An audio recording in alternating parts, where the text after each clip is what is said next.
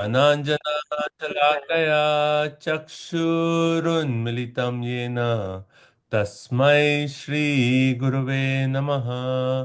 ॐ विष्णुपादाय कृष्णप्रेष्ठाय भूतले श्रीमते भक्तिवेदान्त स्वामिन् इति नामिने नमस्ते सारस्वती देवे गौरवाणी प्रचारिणे निर्विशेष शून्यवादी पाश्चात्य देशतारिणे श्री चैतन्य मनोभीष्टं स्थापितं येन भूतले स्वयं रूप कदा मह्यं ददाति स्वापदान्तिकं वन्देऽहं श्रीगुरु श्रीयुतापदकमलं श्रीगुरुन् वैष्णवांश्च श्रीरूपं साग्रजातं सहगना रघुनाथान्वितं तं सजीवं साद्वैतं सावधूतं परिजनसहितं कृष्ण चैतन्यदेवं श्रीराधा कृष्णपादान् सहगना ललिता श्रीविशाखान्वितांश्च हे कृष्ण करुणा सिंधु दीनबंधु जगतपते गोपेश गोपिका कांत राधा कांत नमोस्तुते तप्त कांचन गौरांगी श्री राधे वृंदावनेश्वरी वृषभानुसुते देवी प्रणमामि हरिप्रिये वंचाकल्पतरुभ्यस्य कृपा सिंधुभ्य एव च पतितानां पावनेभ्यो वैष्णवेभ्यो नमो नमः। जय श्री कृष्ण चैतन्य प्रभु नित्यानंद श्री अद्वैत गदाधर श्रीवासादि श्री गौर भक्त वृंद हरे कृष्णा कृष्ण कृष्ण हरे हरे हरे राम राम राम हरे हरे। ओम नमो भगवते वासुदेवाय। ओम नमो भगवते वासुदेवाय। ओम नमो भगवते वासुदेवाय। नारायण नमस्कृत्यं नरं चैव नरोत्तमं देवीं सरस्वतीं व्यासं ततो जयमुदीरयेत्। शृण्वतां स्वकथा कृष्ण पुण्यश्रवणकीर्तनं हृद्यन्तस्त्वभद्राणि विधुनोति सुहृत्सताम्। सर्वशास्त्रादि पीयूष सर्ववैदिक सत्फल सर्वसिद्धांत रत्नाद्य सर्वलोकैकधृक्प्रद सर्वभागवत प्राण श्रीमद्भागवतो प्रभु कलिध्वंतोतिदादित्य श्रीकृष्ण परिवर्तित परमानंद पाठाय प्रेम वर्ष अक्षराय ते सर्वदा सर्वसेवाय श्रीकृष्णाय नमोस्तुते मद एक बंधु मद संगीन मद गुरुन् मद महाधन मद निश्चारक मद भाग्य मद आनंद नमोस्तुते असाधु साधु तादाइन अतिनी ताकरा हा नामुंचा कदाचिन मां प्रेम न रित कंथयो स्पुरः ग्रंथराशिं भागवताम की। So welcome everyone. So on this auspicious day, we pray to Lord Ramchandra to bless us with devotion, to actually protect us and empower us to actually be instruments to serve our spiritual masters. Okay. Jai Shri Ram. Okay, so we are in the third canto, and today we are going to discuss chapter number 32, titled Entanglement in Fruitive Activities. Okay, so in the last chapter, we saw towards the end, Kapil Dev basically, like majority of the chapter, he actually talked about first, suffering in the womb, suffering out of the womb. Then, when we come out of the womb, then he actually talked about the effect of bad association. And that was like the key of, that even after going through all the suffering, we come to human form of life, and then what?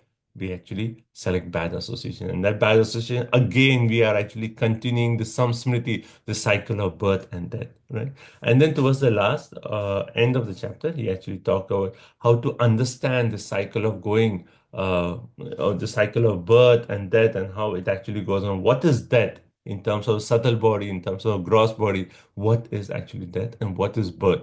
And to understand that whole cycle, right? So now in chapter number 32, he's going to talk about uh, people who either work, who do sakam karma yoga, right? Sakam, that means they are attached workers. And then there are those who do nishkam, right? We have studied these terms in the Bhagavad Gita. Those who are sakam, right? Sakam with desires, they are working with the expectation of some results, so fruitive results. And then those who are nishkam, they're working but with detachment to the results. And then Kapila Dev comes to a point that who actually can get liberation from this entire cycle of birth, death, disease, and old age. Right? How without bhakti, this liberation is actually not possible. right? Because now he's coming towards the end of his teachings. This is the last chapter where we are going to read Kapila Dev's teachings. So he'll finally conclude with the point that how finally the whole process is to come to the point of bhakti, and how bhakti itself will give the benefits of all the other processes. Hence, take bhakti as the final conclusion. So let's get started. So we are going to start with text number 1. So text 1 through text 4, he'll talk about those who are sakam. They have attachment to the results. Their motivation to work is to get fruitive results. And how these personalities, they actually do not get liberated. They return back to this material world. Okay. So let's start with text 1. And if devotees would like to turn on their video cameras, that way we can have more one-to-one discussion instead of me talking just to names. Okay. So let's start text 1. Next one, Kapila Uvacha Atayo Griha Medhiyan Dharman Evavasan Grihe Kaman Artam Cha Dharmam Swan Dogdhi Bhuya Pipartitan. Vijay Radhika Mataji, can you read? Okay, anyone can start. I'll make the list. You can read. Yes, Mataji, you can go. Translation: the personality of Godhead said, the person who lives in the center of the household life derives material benefits by performing religious rituals, and thereby he fulfills his desire for economic development and sense gratification. Again and again, he acts the same way. So basically here, first verse itself is saying, Athoya Griha Medya, right? So we have heard this word Griha Medi, right? So there's Grihastha and Griha Medi. Griha Medi means here person who actually lives in the Griha, in the household. But what does he do there? Dharman eva asan grihe. So while living in this grihe, he performs his duty. But what kind of duty? And then third line actually explains dharman eva vasan grihe. Right. So, the third line actually. So the dharman actually refers to religious rituals. And then artham, right? It says kamam artham. Right. So we see the three words that actually come in this verse: dharma, artha, kam. Right. So out of the four dharma, artha, kam, moksha, here it is talking about how the sakam devotees, they focus on dharma, they do some religious activities, but their motivation is what? To actually dharma, artha, kam, to actually get some artha. So hence this verse actually says kamam artham cha dharman swam. So they are working, they are doing some religious duties to get a material benefit to satisfy their sense gratification, right? To satisfy their calm, their desires. And dogdi, in this way they enjoy, but bhuya piparti tan. And this way they act again and again. What does this mean? That again and bhuya, again and again they act? That they actually do some kind of pious activity, some kind of religious ritual activity. And we can see this class of people, right? They're doing the religious activities. And what is their motivation? Okay, everything should be good in my life. I should have material prosperity. My children should be good. They should get material prosperity. And that is their motivation. And later on, someone who have maybe like next level, they'll be like, okay, my goal is to attain Swarga, right? So their focus is just on this, but they never have the motivation of, they don't have the motivation of that, okay, let me finish this entire cycle of birth and death, right? So these are the people who are talked about here. And this first four verses, Kapil Dev is actually criticizing this kind of mentality, because this kind of mentality is not going to get us free from this entire cycle that we read in the last few chapters, which is suffering from the birth, disease, death, old age. The entire life is just suffering, suffering, suffering. So hence he's actually bringing that point.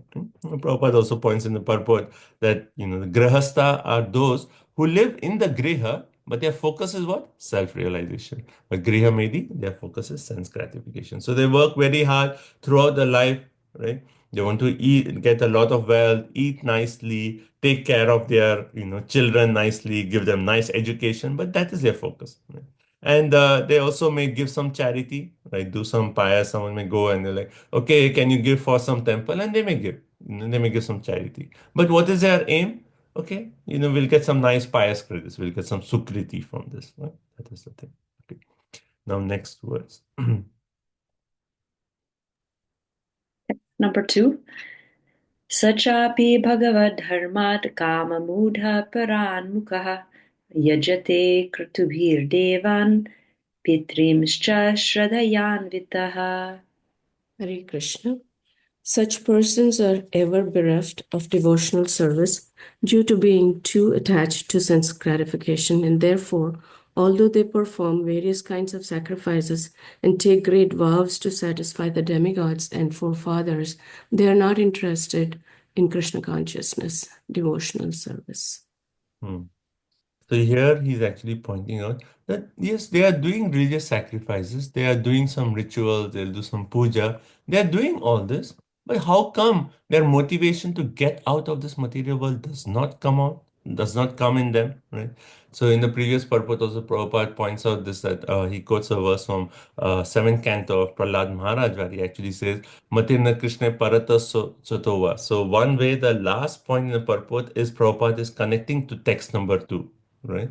Where in the purport he says that Matirna Krishna Parata Swatova. This is 7530, where Prahlad Maharaj is saying that for these personalities, they are Matirna Krishna, they don't get that remembrance of Krishna. And why is that? Mithobi Vade Griha Vritanam, because they have Griha Medis. And in Griha Medis, what they do? Adanta Gobir Vishtam Tamishram Puna Puna Charvita Charvananam. Again and again, they are just chewing what has already been chewed. Right. So Prahlad Maharaj is giving the example that how you can chew sugar cane, and after the juice is gone, but still you continue to keep chewing, hoping that there will be some new kind of juice now. Right. And similarly, that hope form in the materialistic, in the griha, to actually get more and more enjoyment. Okay, not here, but if I get more opulence, if I do this puja, I will get more enjoyment, is compared to that. Puna Puna Charvita Charanam. We're just chewing what has already been chewed. So in that point, Prabhupada is connecting to text 2, where he says, Saha, such person, Bhagwan Dharmat Parak Mukha. Mukha means face, right?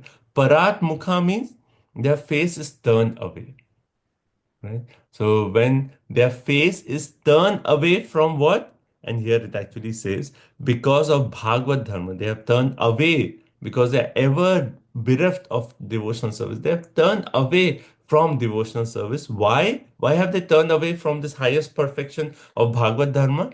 Kama Mudha, because they are actually influenced by lust or sense gratification. Right? So, which is a verse in Bhagavad Gita which actually talks about this, that those whose intelligence has been stolen by this desire to satisfy themselves, just focus on material desire. What do? They worship demigods. Right? Which verse? If anyone knows? In 7th chapter. Kamaste sthe hritagna. 720, Kamaste se Rita Jnana Prapadyante Anya Devata. They actually worship Anya Devata, right? Not Krishna. They worship other demigods. And then Tam Tam Niyamam Asaya, they follow all the rules of worship of that particular demigod, Prakriti Niyata Swaya, right? So it is said, okay, you do this puja to Lord Shiva or Ganesh ji or Durga, and then you do this is the vidhi. So they'll follow all that, right? So here also it says, Yajate Kratubi Devan. So they are worshipping Devan, the demigods, and Kratubi, they are actually doing the various sacrifices. They actually take great vows.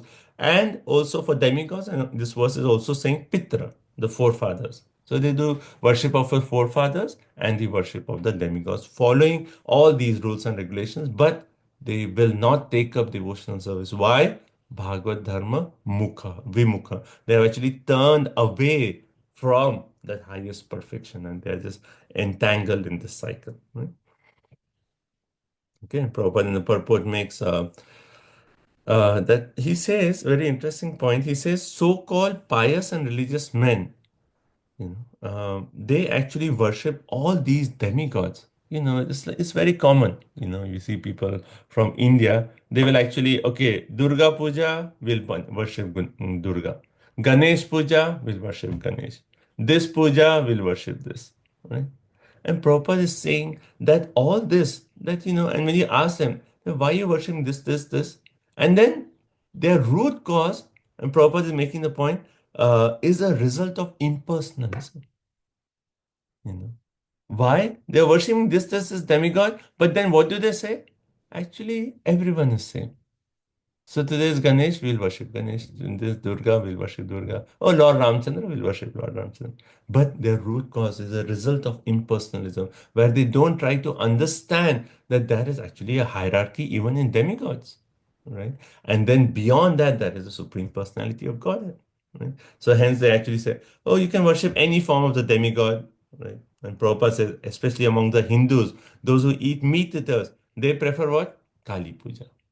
We'll worship Kali and then we'll get the meat as Mahaprasad and then we'll honor that. But it's all because of Kama, Kama. So last verse and this verse also stresses on the Kama Mudha. They have become Mudha because of that lusty desire. They have actually become so captured by this lusty desire that they have become foolish. Okay. And then further, Prabhupada concludes the purport by making the point that both Bhagavad Gita and Srimad Bhagavatam is condemning this demigod worship. We accept these demigods as empowered representatives of Krishna, but we don't worship them. What is our formula? Our formula, if is worship with Krishna, then all the demigods are pleased. We don't need to worship any other demigod. We show respect to them. They have been empowered by Krishna, but our heart, our worship is only to Krishna. Text 3.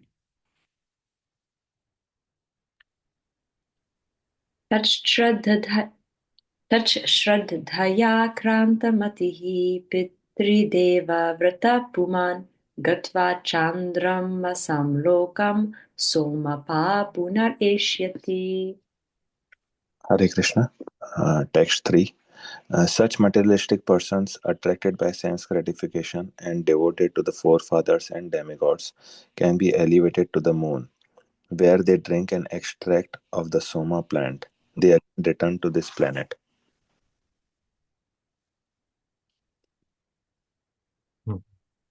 So this is similar to the verse Shine Punya Marte Lokam Vishanti, right?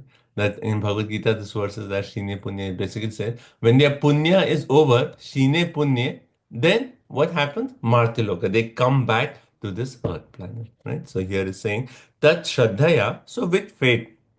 So they will worship the demigod. They will show faith. They will have reverence to the worship of the Pitra and the Devata. And then it says Akantamatihi, right? Again, the point here is said akranta, right? Their mind is akranta means overcome, right? With what? Again, with this desire to enjoy.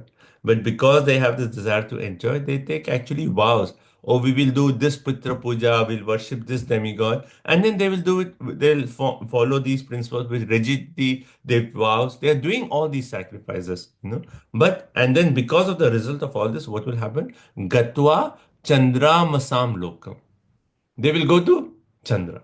They'll get a ticket, not back to Godhead, but back. They'll go the ticket to Moon planet. Okay? So Gatva Chandra Masam Lokam. They will go to Chandra, and what will they do in Chandra? Somapaha. They will drink the Soma juice, right? And then they'll enjoy. But after that, what will happen? Punaha Eshyati. Punaha Eshyati means they will come back. They will come back. So yes, they will go to Prabhupada actually in purport actually says like what is the way to go to the moon? Not by Sputnik and all these other spacecrafts. The way to go to the moon, if you really want to go to the moon, perform all these rituals and then you'll go to the moon. But what is the point in going to the moon? When your pious graces are over, you will have to return. Right? So Prabhupada actually said life on moon, 10,000 years according to the calculation. He basically says how here uh, 12 hours for the demigods is actually 6 months for us. So 1 day for the demigods is 1 year here. So the lifespan on the moon is actually very, very long time. And someone will be attracted and saying, oh, for such a long time I can stay, I will drink so much juice, I will enjoy so much, right? But what is the use? You will have to come back. Right? And Prabhupada says it's not possible to reach these planets by all these Sputnik and all these spacecrafts. Right? And the point is like, even if they are able to reach, right? Now it is like we have so many moon missions, right? Different countries are sending their spacecraft to the moon. Even if all these moon missions are there, even if they are able to reach the moon, what is their position in the moon? They're just like aliens, because they haven't gone there with proper visa, with proper stamping, right? So they'll go there, but because they have just gone as aliens, they will not get any credit. Like even here, if someone just enters, illegally, he will not get the credits of whatever social security from the government, because he's not recognized by the government. So even if they go to the moon, because they have not come with the proper visa, that means the proper pious credits, even if they are there, they will see a part of the moon, but the government will be like, okay, I'll just show them the desert area. They can stay there, but after that, they have to leave. Right? So that's the point. Okay, so text 3 he's making the point. Why they're going all these rituals, they are doing with Shraddha, with all these rigidity, they are following all the vows, but what is the use? They are going to come back and continue the cycle of birth there. So why do all this, right? Okay, text 4. Text 4. Yada chahindra shete nantasano harihi dadaloka layam yanti taete grihamedhinam. Hare Krishna, 322.4. All the planets of the materialistic persons, including all the heavenly planets such as the moon, are vanquished when the Supreme Personality of Godhead, Hari, goes to his bed of serpents, which is known as Ananta Shesha. Hare Krishna. So here he's making the point that even these personalities, right? So Yada, when Hari Shete, when Lord Hari, he lies, right? He says, okay, time for me to sleep, right? So when he lies on the Shayayam, on the bed of Ahi Indra. Ahi Indra means the king of snakes. Who's the king of snakes? Anantashesh. When Lord Vishnu lies on Ananta Shesh, then tada, what happens? Loka Layam. All these lokas. So they're aspiring, we'll go to this planet, this planet, this planet, enjoy their long lifespan. But when Lord Vishnu sleeps, then all these planets are laya. Laya means destroyed. So why? You're going there, and then your planet at some point is going to get destroyed. And then here Prabhupada and Purport explains. And then he says, Yanti Graha Medinam. All these Graha Medis, they may go to this planet, but what is the use? The planet is going to get destroyed. Right? The Prabhupada says people are very eager to promote themselves to heaven, to moon. Why? For more material happiness, for long duration of life, for more sense enjoyment. But even there, their planets are going to get destroyed. Right? And Prabhupada quotes, A Brahma Bhuvana Loka Punar Avartino Arjuna. Right? Even from Brahma down to the lowest planet, all are what? Are places of misery. Right? Places of misery. Mam upetya tu konteya punarjanma na. Right, so we've been discussing this point that how Prabhupada often quotes that when Vishwamitra went to the court of Dasharath to actually ask for Lord Ramchandra, what did Dasharath ask Vishwamitra Muni? He actually asked Punarjanma Jayaya. Punarjanma Jaya. What does that mean? He asked Vishwamitra, how is your Jaya, conquest over Punarjanma, the cycle of birth and death actually going on? That is the main point, that our whole life should be focused on how can we conquer this cycle of birth and death. Right? That's the whole point. And then here, when we go to Gita verse, A Brahma Bhuvana Loka, starting from Brahma down to the lowest planet, Punar Avartino, you will come back. Mam upatetu konte punarjanma na vidyate. Punarjanma will not happen when you come back to Krishna, when you go to Vaikuntha. Right? And Prabhupada also points in the purport, there are two kinds of dissolution, right? Because here this verse says Vishnu is lying on Anantashesh. So two kinds of dissolution Prabhupada says. One is at the end of Brahma, Brahma's day.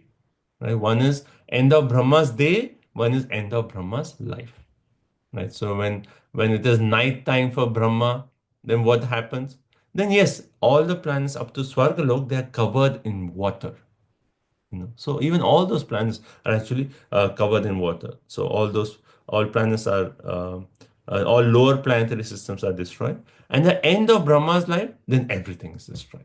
Like the whole universe, the Brahmanda actually enters into Mahavishnu, and then after a long period of time, then again they are recreated. Okay. Okay. That's first four verses. I'm talking about Sakam workers, right? They have attached and Griha Medis. That is the main emphasis. Now, next three verses, we'll see about those who are Nishkam. They are actually working without attachment. So text fine. Everyone with me on this flow, right? Good? Yes or no? Any questions? True. So you said that just because the heavenly planets have the different timeline, right? Like 6 months or 1 day. So I mean, how much does really a person does, and at this point of Kali Yuga, how much austerity or how much penances or sacrifices or whatever rituals, it's all mistake. Like the pronunciation is mistake, the rituals are mistakes, everything is mistake. So how much is the chance of going to heavenly planets or even staying there for 1 second? That's true. That's true. Actually, in Kali Yuga, it's a good point because everything is covered with so much fault, right? So, are you asking about like these spacecrafts going to the moon or?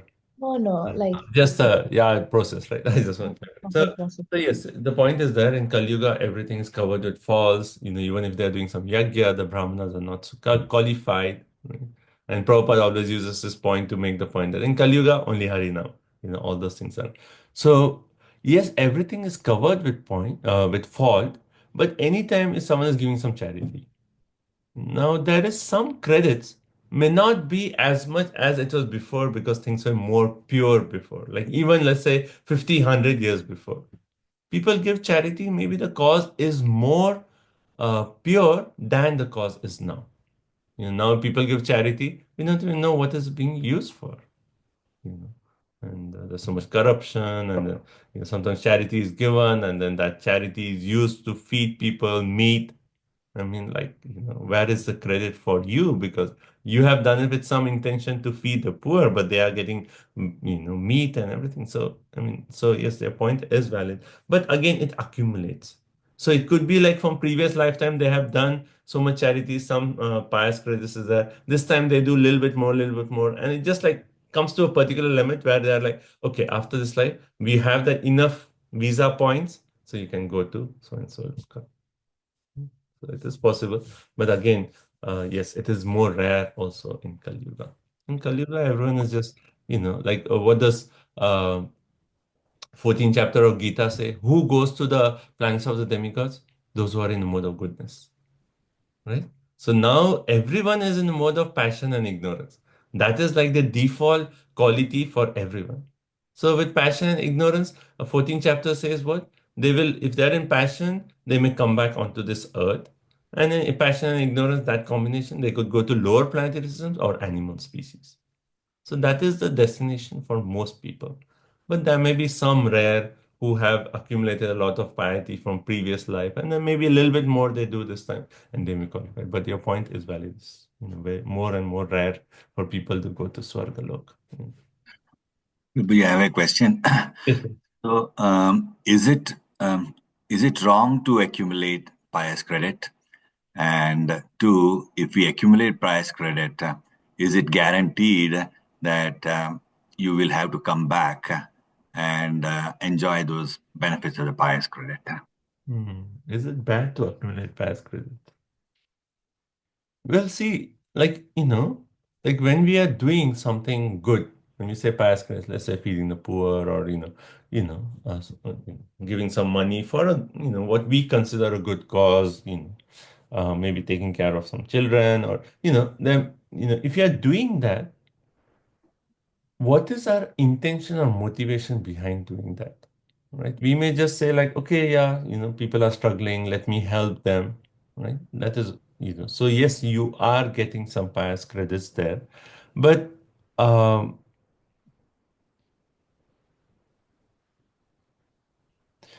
like my point is like again, coming to the point, motivation, like, okay, yeah, if you are doing this just so that, because someone is struggling and you want to help them, that's the motivation, then uh, like okay. Let me frame it as this way. See, as we take up the point of devotional service, as we progress in the path of bhakti, naturally our heart becomes soft.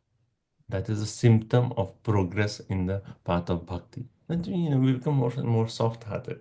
If you're still hard-hearted while you're progressing in bhakti, then something is not right. And as you become soft-hearted, you feel more for the suffering of others. You know. But at the same time, as you're progressing in bhakti, you understand that yes, I'm trying to help them financially, giving some donation, but I am very limited in helping them. Everything I'm doing is actually, yes, maybe some help is there, but is that really enough? And we don't know where our money is being used. So at least like with that progress in bhakti, we understand, yes, I want to help them. Maybe I give some money in charity, but at the same time, maybe can I pray for them that they can somehow get connected to Krishna? So doing pious activities is good, but is it, really, can you make it better? Can you make it best? Like how we distribute prasadam, right? It's good. You want to feed the poor people, you distribute food, but just don't distribute any kind of food. Offer it to Krishna and distribute prasadam. So doing pious activities is good, but we don't want to stop there. Now, having this knowledge, we want to somehow see if we can take it to the point where they are getting not just some, the result of the charity we are giving, but they are getting some bhakti credits, because that is what is really going to help them. So it's not bad to do pious activities, certainly not. But again, it's not the best, because we can do something more. Did that help, Prabhu? Yeah. Yeah. So as I understand, yeah, go ahead, Prabhu. And then there was a second part that, so if we get pious credits, so actually our Shastras make the point, if you're accumulating those pious credits, then somewhere or other you will be getting an opportunity to spend it. And hence, like, certain sections they say like pious or impious. I'm not interested in all this. I'm interested only in bhakti to Krishna. Because even if I do pious, I'll get some pious credits in return, the sukriti I'm getting, but then I'll have to go through the phase where I'm spending the sukriti. I don't want to go through this. That means again in this material world, all this pious, impious is all under the material laws. So, but I don't want to continue here. Hence, I want to get out. So, so both ways, after some time, when you progress in bhakti, you're like, pious, I'm not interested. Yes, out of a natural, soft heart, I want to do pious activities, but I want to take it one level higher. Okay, go ahead, Prabhu. So in that same, so as you said, we can help people and we may get the pious credits for that. And then eventually we will have to bear with the consequences of being able to spend those the pious credits also. And on the similar aspect, if you think about impious activities, right? We do so many impious activities every day. And for that also, we get credit or debit or whatever you call that. So we get that. And then at some point, we have to be held responsible for that. And so that also means that we still have to spend some more time again. Yes. To neutralize that. And in today's world, it is probably next to impossible to be able to not accumulate the impious credits. I mean, that is true because the world is in such a way that, somewhere or other we are committing. I mean, like, what to talk of this world? You're walking on the street, you're, some small organisms, we are actually stepping on them, or just breathing itself, we are like, hurting. So, yes, it is not possible in this world to actually completely let go of impious activities, but when we take devotional service to Krishna, then Krishna is assuring us, I will take care of all that. You don't worry. You give your words, your mind, your body, your life in my service. Then don't worry of all that. And Krishna says, right? So, uh, as soon as we take up devotional service, Krishna takes care. Even though we may be doing some, accumulating pious and impious credits, but we don't have to worry. Krishna will actually take care of that. Right? Sarvadharma patitya mam ekam sharanam aham tvam sarva papebhyo. Right? Moksha Shami, Master Krishna says, don't worry. You give your life to me, I will take care of all those activities.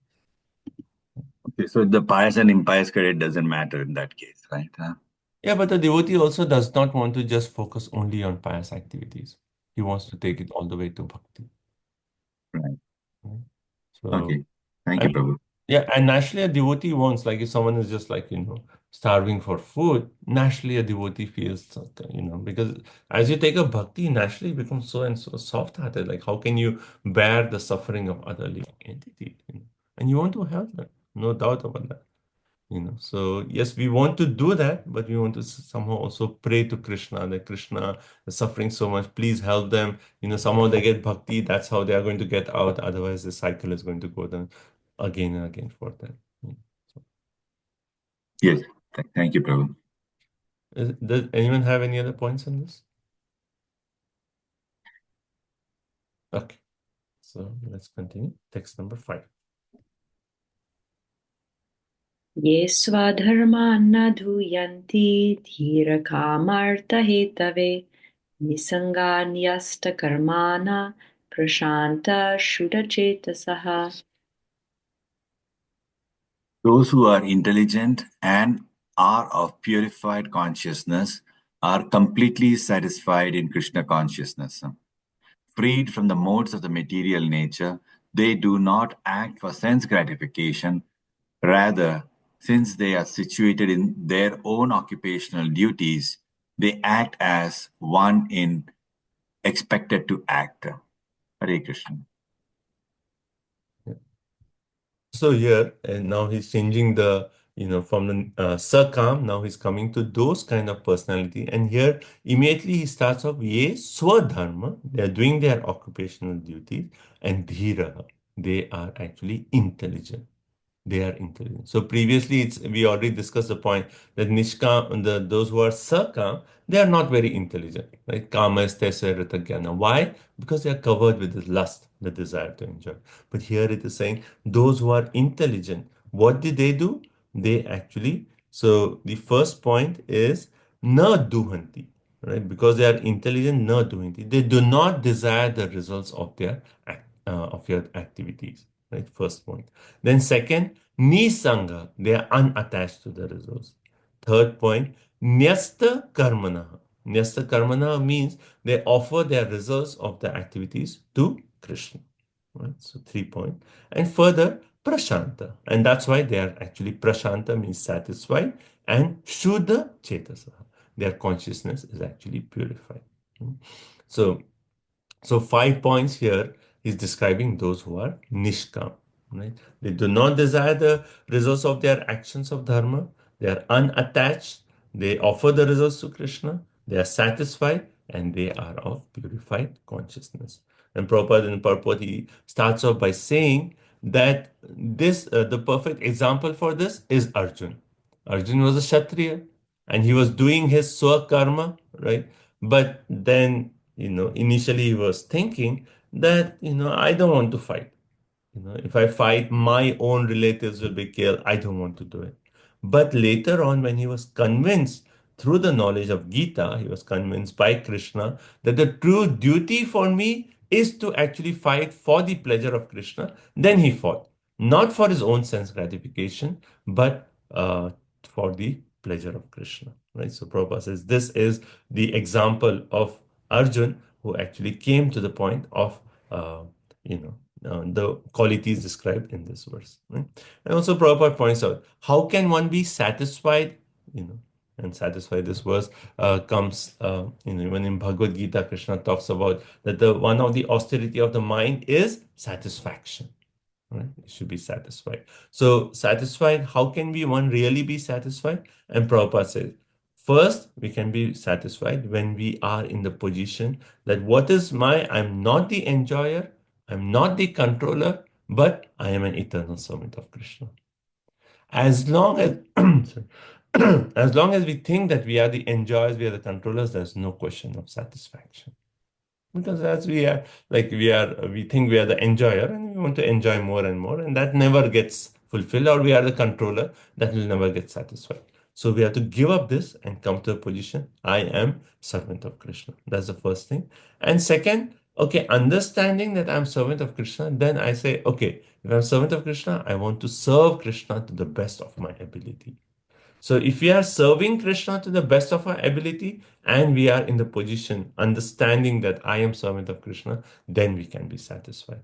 Otherwise, as long as we are enjoying control, there's no question of being prashantaha. Right?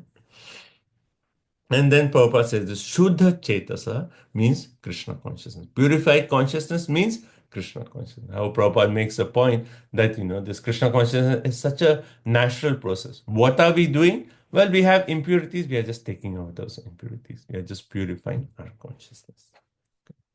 Text 6. Nivriti dharma nirata nirmama nirahankritaha swadharmaptena satvena parishudhena chetasa. Mohananda Prabhu or Lavanga Mandri Mataji? I can. Hare Krishna.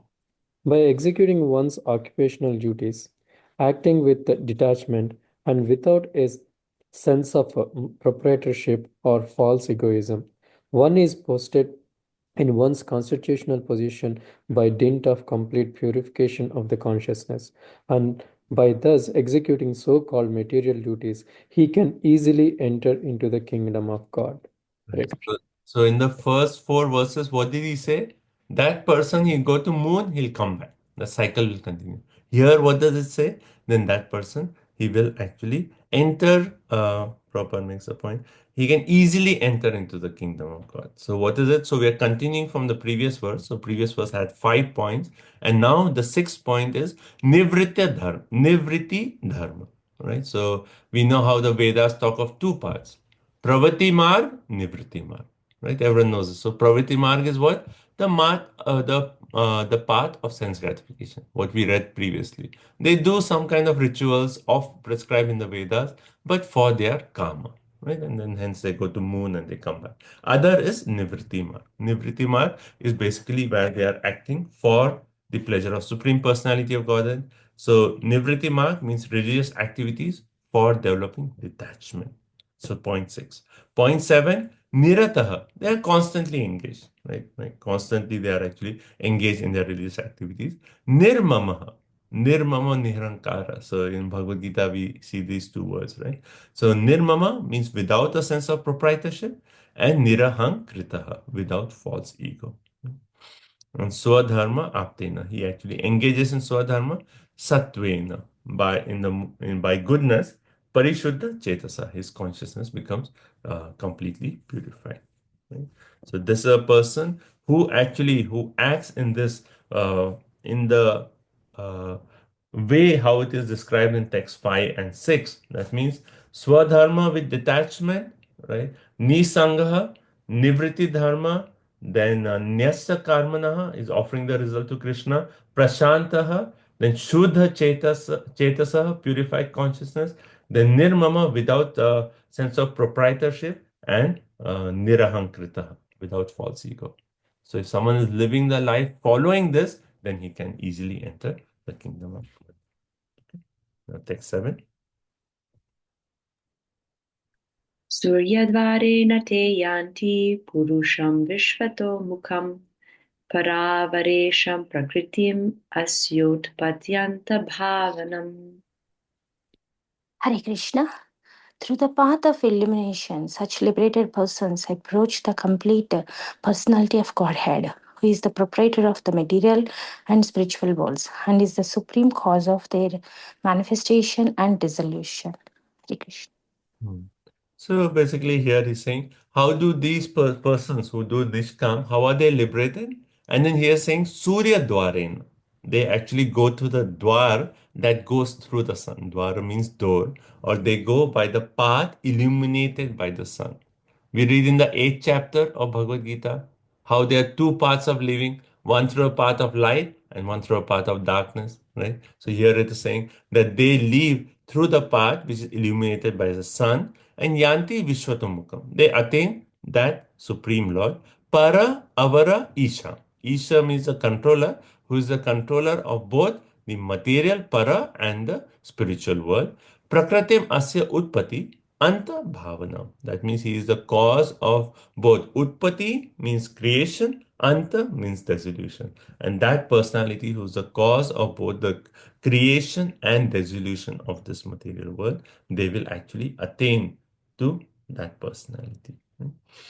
So, right. So Prabhupada in the purport, he actually makes the point by traversing the illuminated path, one is free from the contamination of the material modes.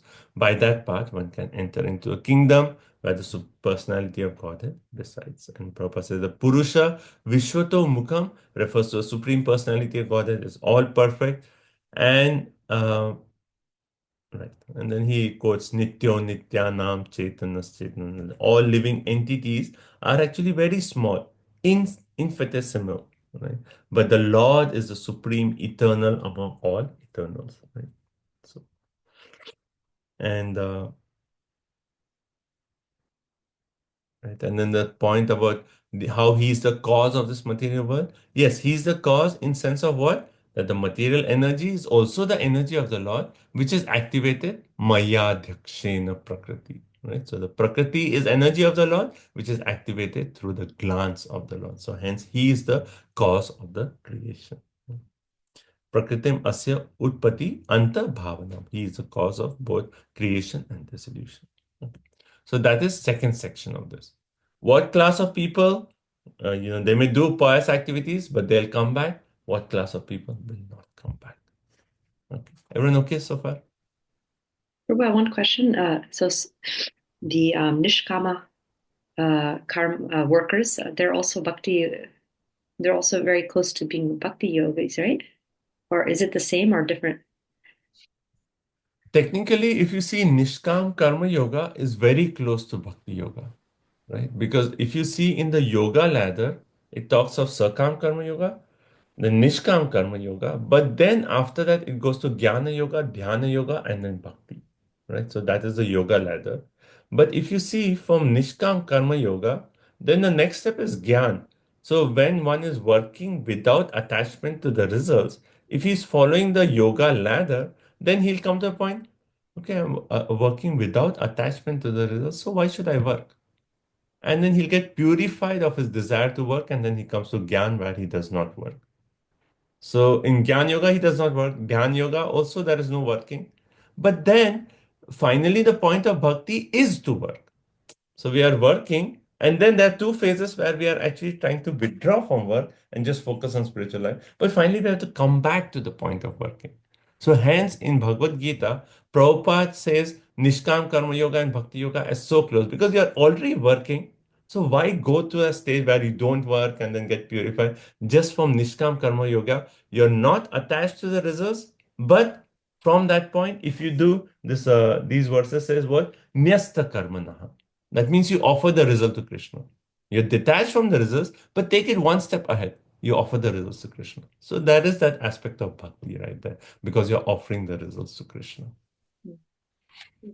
So, see, this is different from the point of pure devotional service, which will come later also in this chapter, where he'll talk of pure devotional service, where the whole intention is whatever Krishna wants me to do, I will do that. Right? So, one way Nishkam Karma Yoga is the worker is still attached to the work, but not the result of the work. But he is offering the result to Krishna. So it's very close to bhakti, but still you cannot say that is pure devotion service. But in Bhagavad Gita, Prabhupada says, one who can do Nishkam Karma Yoga, he's very close to bhakti. Okay? Prabhu, this is the same, right? What Krishna says in Bhagavad Gita, right? That in, I think, fourth chapter, third chapter, fourth chapter. You do your job and don't expect for return. Karmanyavadhikaraste, like Second this chapter. is the same section of like they are called the Nishkamis, right? Nishkam. Okay, yeah. Yes, sir. You know, if Because you when see the Arjuna is second chapter when Krishna talks of Karmanyavadhikaraste, he's focusing more of he calls it Buddhi Yoga. Prabhupada translates that as Bhakti Yoga. So yes, it is Nishkam Karma there, But Prabhupada brings it to the point of bhakti. Now, if you see in the ninth chapter, which is focused entirely on devotional service, like Patram Pushpam Phalam Toyam, Yome Bhaktya, you offer it to Krishna. What is the shloka after that? Yad Yes. Karoti, Yad Asnasi, Yad Juhosi, Dadasi. Yad. So Acharya explained that yes, Patram Pushpam Phalam Toyam, your offering, that is bhakti. But this, the next, Yad Karoshi, Yad Asnasi, is one stage lower. Right? One stage lower in the sense that whatever you are doing, you're offering to Krishna. In bhakti, whatever I'm doing, that is also is for Krishna. Here, what I'm doing it and offering it to Krishna. Yat karosi, yat asnasi. I'm doing the sacrifice, offering it to Krishna. Right? But the other is everything we are, okay, whatever we are doing, we are just instrument in Krishna's service. So our acharyas make a difference between this because our line is that emphasis on pure devotional service.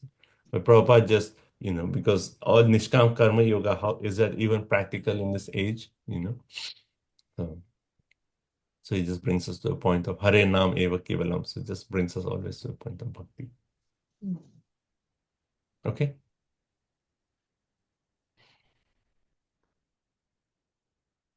Okay, everyone? Hare Krishna. Prabhuji, so Nishkama Karma Yoga is Buddhi Yoga?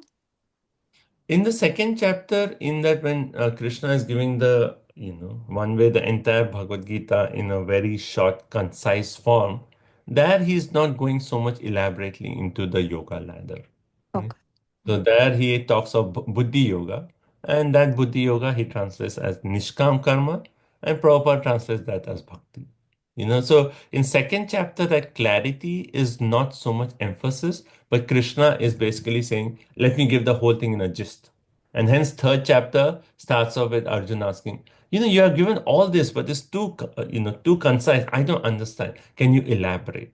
And then third chapter onwards, he actually brings the distinction between these different kinds of yogas. Okay. Thank you so much, Prabhu. But the way you explained is very, very beautiful. Nishkama Karma Bhakti and pure Bhakti Yoga. Really very helpful, Prabhuji. Thank you so much. So let's continue text 8. So in the next section, he's going to talk of a kind of worshippers known as Hiranya Garbha worshippers and what is their destination. Okay. So text 8.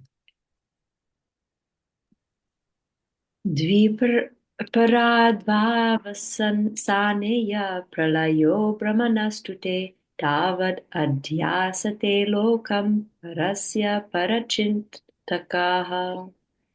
Worshippers of the Hiranyagarbha expansion of the personality of Godhead remain within this material world until the end of two Paradas, when Lord Brahma also dies.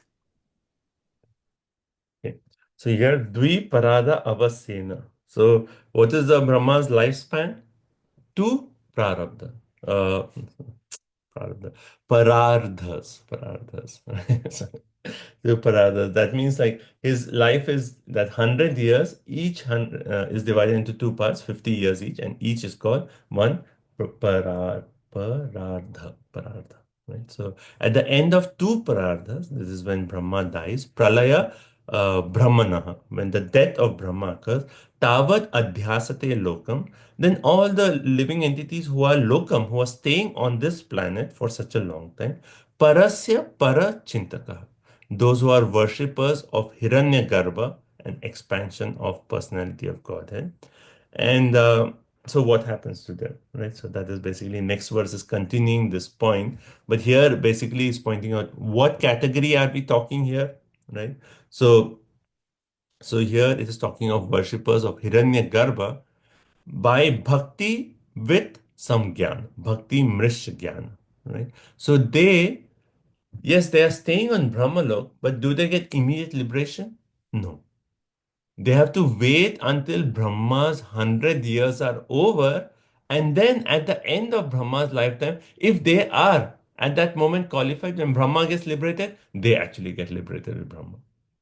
Right? So yes, these category, they will get liberated eventually, but not right away. Nishkam Karma Yoga, they said like, okay, they will easily go back to Godhead. But this category will actually will stay in Brahmalok until Brahma's end of his life. Right?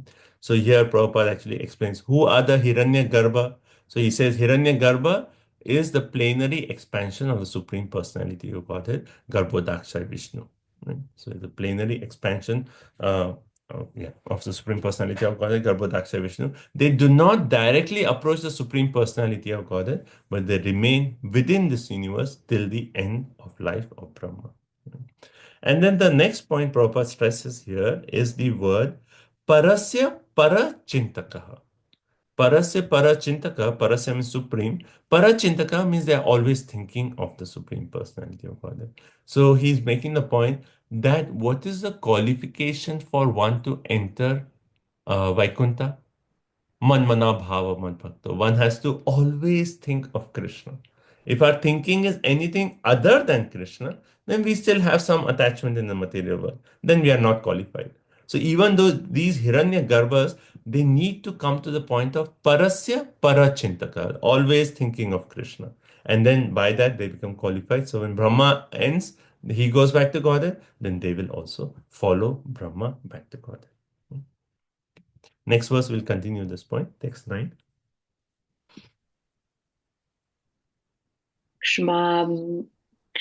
Kshmambho nalani laviryanmana indriyartha bhutadibhi parivritam pratisanjihi shruhu avyakritam vishati yarhi gunatrayatma kalam parakyamanubhuya paraswayambhuhu. Text 9. After experiencing the inhabitable time of three modes of material nature, known as two prarabdhas, Lord Brahma closes the material universe, which is covered by layers of earth, water, air, fire, ether, mind, ego, etc., and goes back to Godhead. Hare Krishna. So what happens at the end of Brahma's 100 years? So basically here it says, so when we read the Sanskrit, it says Shama, Ambha, Anala. So what is all this? Earth, water, fire, air, ether, mind, senses, sorry, objects of the senses, ego, and so on, Adibihi. So see, there's like a slightly like Prabhupada and Vishal Chakra Thakur, like slightly different understanding, but the point is the same. The process they are explaining that Prabhupada says that Brahma's body, which is made up of all these elements, earth, water, fire, air, ether, what does he do? That okay, 100 years are done, my lifetime is done. So desiring to dissolve all these, he actually dissolves all this, and avyakritam vishati, he enters into the avyakritam, that means the chainless spiritual sky. Right? Yahi gunatraya atma, at which time he gives up the gunatraya, the three modes of material nature. Right? So everyone remembers that famous chart where he talks of Karanajaksha Vishnu, the three modes, how they are agitated. So he's actually how from Mahat Tattva, all this creation, he's winding up everything. And the three modes of material nature, everything is actually wound up, and then he actually enters into the spiritual sky. Right? So that is one. And the other explanation is one is Brahma's body made up of this, and the other is the material world made up of earth, water, fire, air, ether is actually wound up by Brahma, and then he enters the spiritual sky. Okay. Is everyone following the flow? So is this at the time of dissolution? Is this a complete dissolution? Yeah, so we are talking of the time when Brahma's lifetime is over. That means 100 years of Brahma. So Brahma also, like, when his death is to occur, then he realized, okay, my time is up.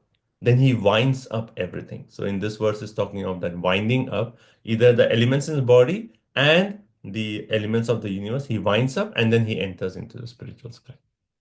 So then are all the souls then held in the Brahmajyoti? All the souls which are in the universe, which are not yet purified, they enter into the body of Garbhodaksha. Oh, sorry, Karanodakshai Vishnu. That Mahavishnu who's lying, who's breathing out the universes, they enter into his body. And then when he is again breathing out the universes, next breath, then when the universes come out, then again all these living entities will come out and continue their cycle. Thank you. Okay. So here, Prabhupada explains that when Brahma, after this entire thing, when he goes back, then others who are with Brahma, they actually follow him and they can enter into the spiritual sky. But again, the point is from the previous verse that they have to be also come to the point of Chintakaha, continuously thinking of Vishnu. Text 10.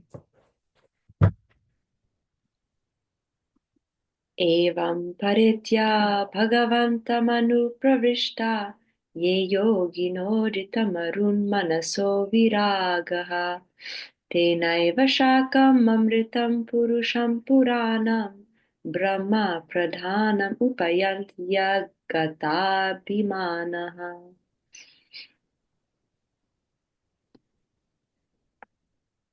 Looks like Divinity Mataji is not here. Arundhati Mataji? Yeah, yes, Mataji. Hare Krishna. The yogis who become detached from the material world by practice of breathing exercises and control of mind reach the planet of Brahma, which is far, far away. After giving up their bodies, they enter into the body of Lord Brahma. And therefore, when Brahma is liberated and goes to the Supreme Personality of Godhead, who is the Supreme Brahman, such yogis can also enter into the kingdom of God. Mm. So it's interesting here.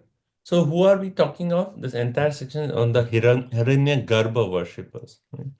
Now here is saying those Hiranyagarbha worshippers, Yogina Jita uh, Maruta, those who have actually controlled their breathing, those yogis who have controlled their breathing, Manasa Viragaha, their mind is detached, Paratye. So these yogis, so let's say a yogi from here, he practices breath control, his mind is detached, and then Paratya means he travels a long distance. What long distance? From here to India? From here all the way to Brahmalok, he travels that long distance and then Bhagwantam Anuprasthita. He enters into Lord Brahma one way. And then Tena Eva Sakam. Then together with Brahma, when Brahma is liberated, then they also enter the embodiment of bliss, that Supreme Brahman, but Agata Abhimana. That means what Prabhupada explains in the purport, that these personalities, because they are not directly devotees, when Brahma gets liberated, they will enter the Brahman, but from the Brahman state, they actually come back. Hmm. So here we are all talking of who can actually get really liberated from this material world. So even this class, even though they are with Brahma, they are Hiranyagarbha worshippers, but because they are not direct devotees, they may be absorbed in Brahma consciousness, not directly Krishna consciousness, then they will also, because they are purified, they will enter where? Brahman. And then, because Brahman is also not a permanent position, they will come back. Okay. So, and that also, they can enter into Brahman when? Only after Brahma is liberated. So when Brahma's, they have to wait. Let's say a yogi is meditating, and then when Brahma is any number, 21 years old, and he's purified and he's there on Brahmalok, then he still has to wait 79 years more of Brahma in Brahmalok until he can actually attain Brahman. But that also is not permanent. He has to again come back. Right? So here Kapil Dev is clearly saying, what do we really want? Do you want to become Hiranyagarbha worshipper? No. But Prabhuji, it says that he can enter into the kingdom of God. Yeah, so where in the purport? Yeah. In the translation, but then purport Yeah. Prabhupada says it's not permanent. So one way the kingdom of God also, see, like if you see the Sanskrit, it says Brahma Pradhanam, the supreme Brahman, the oldest. And then also it says Purusham, unto the personality of Godhead, the oldest. So one way, if you see how we talk of the verse, Vadanti tat tattva vidas tattvam yajnanam avyayam brahmeti paramatmeti bhagwan. So all three one way are considered advayam, non-different. Right? So when you see this verse, yes, they attain Purusham, right? Let me see. Yeah. Yeah. So if you see in this verse, so first it says Purusham, right? Unto the personality of Godhead. So when Brahma goes to that personality of Godhead, right? Then all these personalities, where do they enter? Brahma Pradhanam, the supreme Brahman. Okay. Now, even the Supreme Brahman, one way, is it in the material world? No. It is No, actually still absolutely. considered kingdom of God. But is it not? It is not the planet where All we the way. have associated. Mhm. Right? So Brahma attains that personality of Godhead, but these worshippers may not attain. They attain the Supreme Brahman, and then because the Brahman is not a permanent position, they actually come back. So can I just clarify? So these are people who are with Brahma and they're at the end of Brahma's life, they go with Brahma, but unless they have cultivated Pure devotion. the devotional service, they cannot go higher than the Brahma Jyoti. But my question is like, aren't they associating with a pure devotee? Then if you're associating with a pure devotee, then you'll get bhakti, right? So I mean, Brahma. see, like, okay, they are associating with a pure devotee, but like, okay, they are with Brahma, but are they following that devotion of Brahma? Or are they with Brahma and they are not changing their consciousness? They are just in the state of purified. Yes, they are with Brahma, just like, yes, I mean, pure devotee in the room and there'll be so many people. But are everyone really taking up the path of bhakti of that pure devotion, of that pure devotee? Right? Prabhuji, can we give this example? Narada Muni and his mother both served the Bhakti Vedantas, but only the son was able to progress devotionally, and mom died. I don't know, fortunate or unfortunate. So they both, though they both are in association of Bhakti Vedantas, only Narada Muni. I mean, the mother's destination is not as such mentioned, but yes, yeah, both of them served, but Narad Muni actually took up the spiritual life. So that emphasis is made, yes. So, yes, so that point is valid in the sense that, yeah, you could be physically in contact with a pure devotee, but still not actually take up that pure devotion. Yeah. Yes, Prabhuji. So, Prabhuji, here One, it says by the practice. one minute, bro, 1 minute. So, Sri Radha Mataji, is that, Yes, Prabhuji. yeah, okay. So Prabhupada in the purport, if you see, because they are not directly devotees of the Lord, they cannot get liberation directly. They have to wait until Brahma is liberated. Then only along with Brahma they are liberated. And then further Prabhupada says,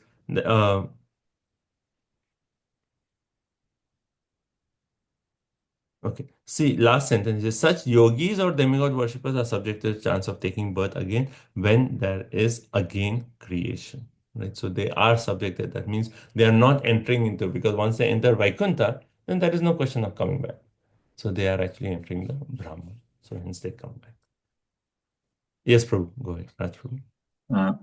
So in this case, it says here that the yogis who detach from material mind by the practice of breathing exercise and control, they reach Brahma. So the planet of Brahma. But in this case, they are not. It is not saying that you are focusing on Brahma, right? So if they're focusing on Brahma, yes, you can probably go, but it doesn't say that they could be focusing on something else. So how just by practicing of breathing exercise and control of the mind, one always goes to Brahma. So see, the point is here, particularly it says Bhagwantam Anu Pravishtaha. Right? So if you see the word to word, where is it? Yeah. Okay. So Bhagwantam is here translated as Lord Brahma, Anuprasad. They enter into Brahma. So Vishwanath Chakravarti Thakur actually makes the point that they are actually one way worshippers of Brahma. That's why they have actually entered into the Brahma lok. See, if you're just controlling the mind and you're bringing the mind to a standstill, a zero state, but actually there is no zero state. There has to be some focus beyond that. And for these people, they may be focusing on Brahma.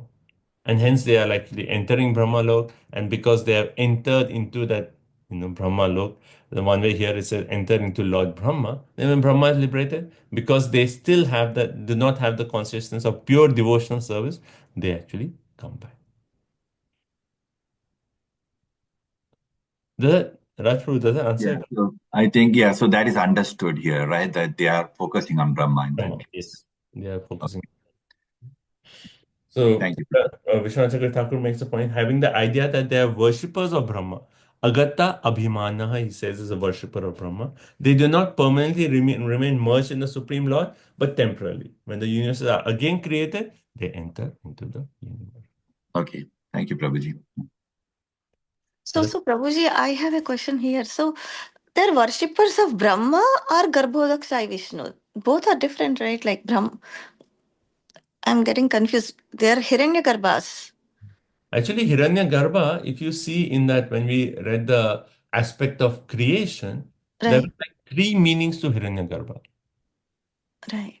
If you see that, in that section, when we just Brahma is one meaning, right, Prabhuji? Brahma has one meaning, one is that golden egg, one Mm. is Garbhodakshaya Vishnu. Right. All So, three were actually referred. So in this section, when he's saying Hiranyagarbha, it is referring to both classes of people. One is those who worship Brahma, uh-huh. and one is those who worship Garbhodakshaya Vishnu. And this verse is particularly saying those who enter into Brahma means they have that consciousness of Brahma as that Hiranyagarbha. Oh, And they enter into Brahman and they come back. that is confusing. Yeah. So who worship Brahma can enter into Brahman? That is also a Yeah. little. Yeah, They because should fall down, right? Brahma means like. Sorry, Prabhuji. yeah, they will eventually fall down. But now Brahma is getting liberated, right? He's entering the spiritual sky. So Right. entire material world is now dissolved. Yes. So where will these personalities go? They actually enter into Brahman. Into the pores of Garbhodakshai Vishnu. No, into the Brahman effulgence. Brahman effulgence. Okay. Okay. And from there, yes, Brahman effulgence, if they are not into bhakti, eventually they will fall down because there is no interaction. Is that correct understanding, Prabhuji? Because there's no activity there.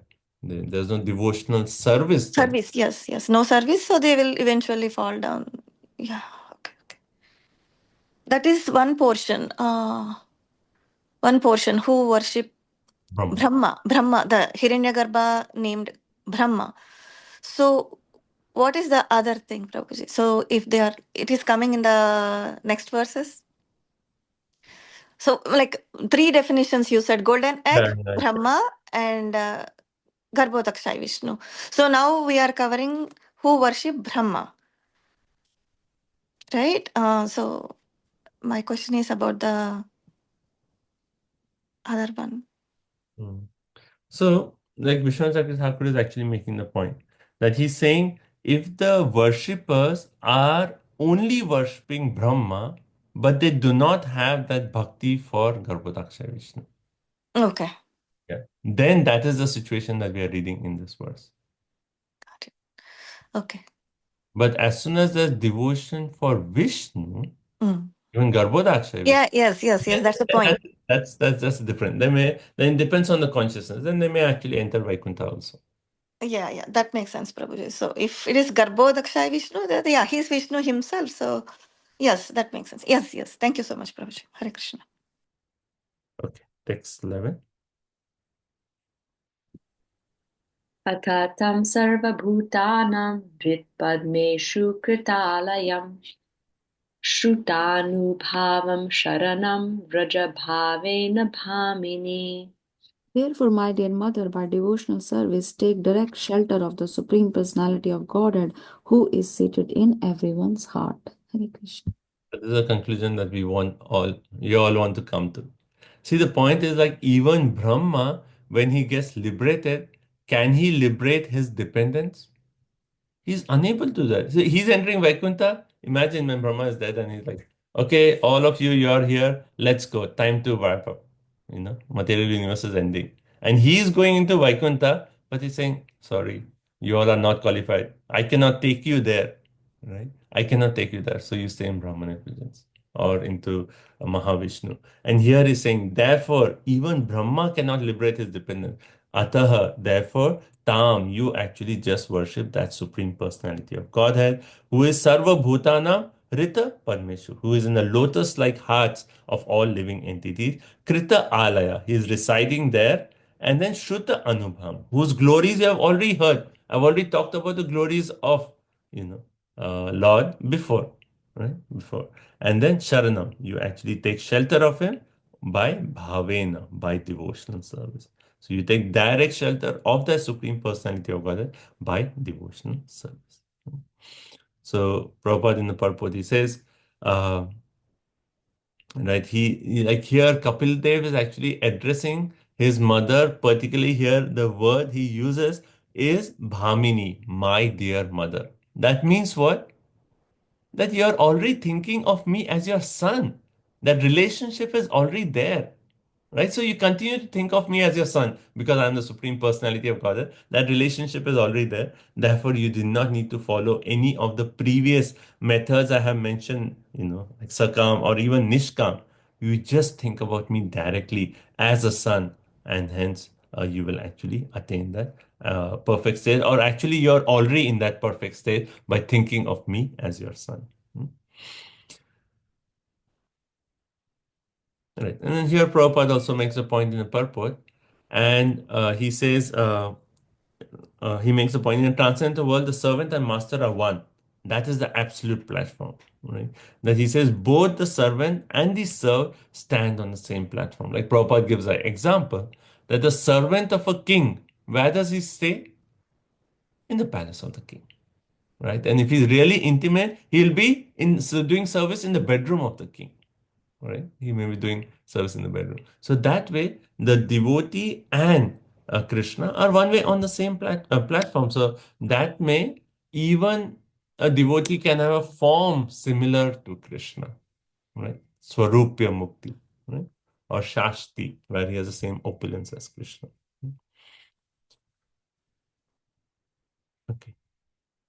Yeah, so because she's already thinking of the Lord as a son, she's already at the perfection stage. So she does not need to know all this, take up any other process. So you just continue your meditation, your devotion as you are.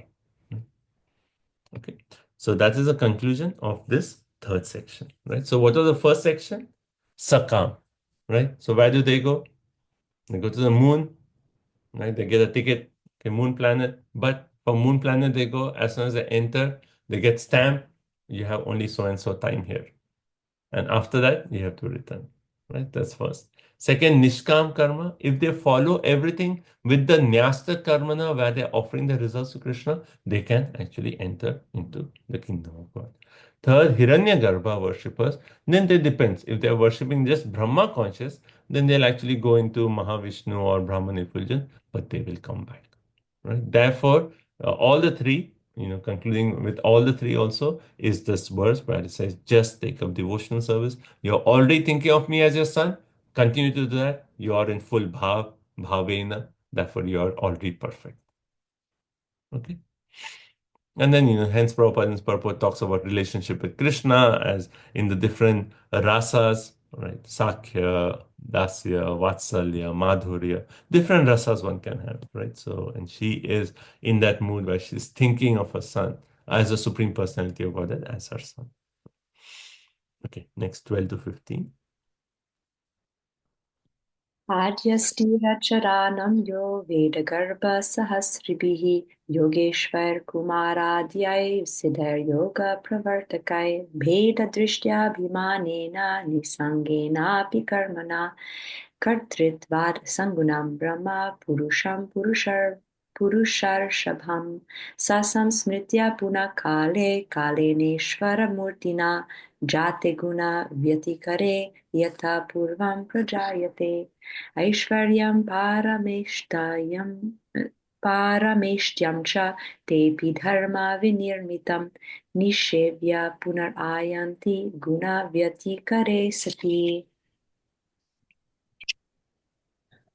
Hare Krishna translation. My dear mother, someone may worship the Supreme Personality of Godhead with a special self-interest. But even demigods such as Lord Brahma, great sages such as Sanat Kumars, and great munis such as Marichi have to come back to the material world again at the time of creation. When the interaction of the three modes of material nature begins, Brahma, who is the creator of this cosmic manifestation and who is full of Vedic knowledge, and the great sages who are authors of spiritual path and yoga systems come back under the influence of the time factor. They're liberated by their non-fruitive activities and they attain the first incarnation of Purusha. But at the time of creation, they come back in exactly the same forms and positions as they had previously. So what is here this verse saying? So interesting. So we talked of all these different classes of people, right? Who comes, who does not come back. And this verse is saying that even now the destiny of Brahma, the sages, the yogis, the jnanis, the four Kumaras, what is their destiny? So this verse is very interestingly saying that even all these personalities, who is Brahma? Here it says Adya Sthira Charanam. He is the creator of both the mobile and the immobile manifestations, basically this entire creation, right? Moving and non-moving living entities. Veda Garbha, he is the repository of Vedas, and with Rishibhihi, sages, Yoga Aishwarya, mystic yogis, Kumara Adibihi, Kumars and others, Siddhya Yogi, right? Those who are perfectly living beings, who are also authors of yoga system. They have written books on Patanjali Yoga Sutra, all these living beings, right? Bheda Drishya. This word is like the key word here. Bheda Drishya means they have some independent vision. Okay, now what is this verse further? Api, although, right, although, then further it gives more qualities of this. They are free of misconception of non-fruitive activities. So, abhimanena, nisanga karmena. So they don't have no attraction to do fruitive activities, right? And then they possess some spiritual qualities in spite of having no they are free from any misconception of non-fruitive activities. They are free from kratritva, a sense of doership. They have some spiritual qualities, uh, but because they have Veda Drishya, they still have independent vision, Samsmrita. They attain, Samsmrita means they attain Purusham Purush Rishabha. They attain the first Purusha incarnation. But Punaha Kale Ishvara Murti Jagat Jate Guna Vyatikara. When the time, when there's a manifestation of creation again, when there's an interaction of the modes again, they Purvam Prajayate. They are born again as previously. Aishwaryam Parameshti. Anyone understands the meaning? So if they have Veda Drishya independent vision, then they may attain the first Purusha, which is Karna Daksha Vishnu, but then they have to come back. To come back, right? So even these personality with all these qualities, and here it is described those qualities. That Brahma is described as a Veda Garbha, how he's the creator of the moving, non-moving. All these sages, how they are the writers, the authors of the yoga system, how they are free from misconception of fruitive activities, how they don't have any sense of controller, doership. In spite of all these qualities, if they have the Veda Drishta, then they will actually enter into Karnadaksha Vishnu. But next time when there is a creation, they will come back. But also the word here used is Aishwarya. They will come back as they were. So if someone was a sage, yes, he has all these qualities, but because of Vedrisha, he will actually come back as a sage in next time the creation takes place. Right. So basically, this verse is making the point, unless they develop their devotion in Krishna, in one of the rasas, they cannot actually enter into the Vaikuntha. All the qualities, spiritual qualities they may have, but unless that relationship is there, they cannot actually enter into Vaikuntha. And Vishwanath Chakravarti Thakur actually makes this point that this is talking of Brahma and all these personalities in some particular universe where that bhakti is not so prominent. But in many times, many universes, Brahma becomes a devotee, and then the destination is different. So he's there, it is particularly talking of a universe where Brahma does not have that relationship with Krishna. Like we know our Brahma is a Haridas Thakur. He's a devotee of Krishna. So no doubt he's going to go back. Right?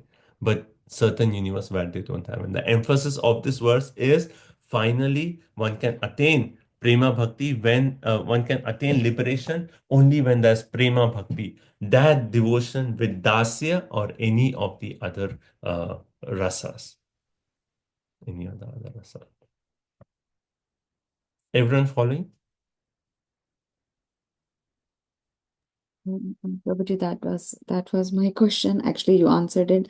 So I was thinking that we are Brahma, Gaudiya, Vaishnava Sampradaya. How can our spiritual master be has a different vision? So it is a relief to hear that our Brahma is Haridas Thakur. Yeah, thank you so much. Brahma is certainly an exalted devotee. So we have, but so that can be a Brahma who has all these qualities, who is the great Brahma, but still have that Adrishya. And Vishwanath Chakravarti Thakur actually explains this Adrishya, what is the word?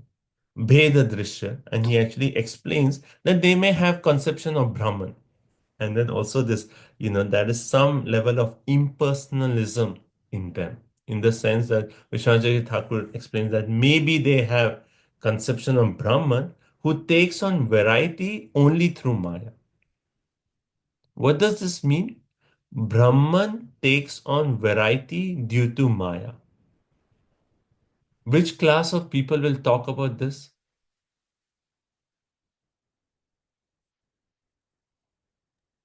Mayavadis. Mayavadis. They say the reason for variety is because of Maya. Otherwise, on top, it is all Brahman effulgence. The highest conception is Brahman. So even though they are in Brahman Loka, they may have this conception of Brahman as the highest. Right? What is the example of this? Four Kumaras. Right? We just read in the third canto. Initially, what were they? Brahman realized. It's only when they smell the tulsi leaves, the chandan and tulsi leaves, the lotus feet of Krishna, then the transformation happened. Otherwise, they were Brahman realized. So it is possible that the Brahmaji also is up to level only of Brahman realized. And hence they will enter into Mahavishnu and they may come back. Right? Okay. So, Prabhupada in the purport makes a point that even Brahma, let's go back to Brahma, who is a devotee. When he gets liberated, he cannot liberate his devotees. Only Krishna, who is Mukunda, can liberate. Therefore, only surrender to Krishna. Right? And so also points out, so what is that Bheda Drishti? Then Prabhupada says, sometimes Brahma thinks, oh, I am independent of the Supreme Lord. I am one of there's Brahma, Vishnu, Shiva. I am one of those three. And as long as he has this conception, then he has to come back. Right? Even though he goes to Mahavishnu, he comes back. Okay. Prabhupada in the purport, he actually makes this point. He says, all living entities can directly take up devotional service in full Krishna consciousness and become liberated, except the impersonalists and the monists. And that's the point. That's why Prabhupada gets so heavy on this impersonalism and monism, because he points out, because they have this conception, oh, we'll merge into Brahman or we'll become God. And that conception is so deep rooted that for them to take up devotional service is actually very difficult. So everyone else can take up. Even someone is a very sinful person, right? The example of Mrigari. As soon as he gets bhakti from a devotee, he can take up and attain perfection. But this impersonalist Mayavadis, very difficult. And hence Lord Chaitanya Mahaprabhu said, Mayavadi Krishna aparadhi. Because they're doing so much offense to Krishna. How will they take up bhakti? Okay, next, 16. Everyone, yeah, any questions? Yeah. Prabhu, for the previous section only, I had this thing like, how sometimes when there is no living entity who is as qualified as Brahma, Lord only comes as Brahma, right? Yes. So at that situation, Hiranyagarbha worshippers who are like, who Hiranyagarbha was synonymous to Lord. Yeah. This is Bhakt. Then, so that time their devotion to Brahma, Krishna is one way tricking them. Yeah, you become attracted to me, but I'm actually Vishnu. So, I mean, even to come to that concept of that, at that stage, worshipping Brahma that means there has to be some bhakti there. Because now they are actually worshipping Vishnu. So, it is not possible that they are worshipping that Brahma who is Vishnu without having some qualification of bhakti. So that time that the Lord does reveal to the residents of Brahmaloka or Satyaloka that, since, of course, Prabhu, when there is this creation happening, these great sages are also aware that there is no empowered living entity to become Brahma. So the Lord says, okay, let me come. But Yeah. so like he disguises himself as Brahma, right? And performs this creation. How would Brahma be? Four-headed, six-headed, 10-headed, God knows. So, uh, so, so at that time when the living entity goes there, somebody who has not really the one which we are reading now, Hiranyagarbha worshippers who have not developed bhakti. So does Krishna trick them, like, in the sense like, yes, as you said, that, you are, You see, you are directing. yeah. So even to come to that point, so if what we are reading here are those people who have attained that mind control through breathing, etc., etc., right?